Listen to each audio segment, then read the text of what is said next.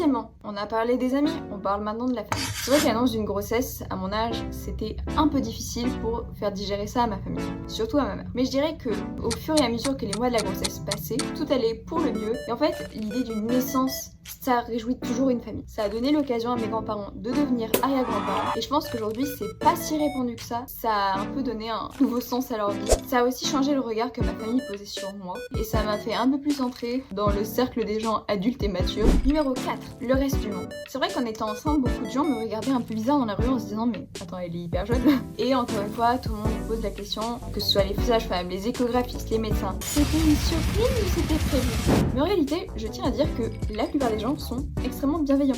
Ils sont même très contents de voir qu'il y a encore des jeunes qui font des enfants et qui se lancent dans cette grande aventure de la vie.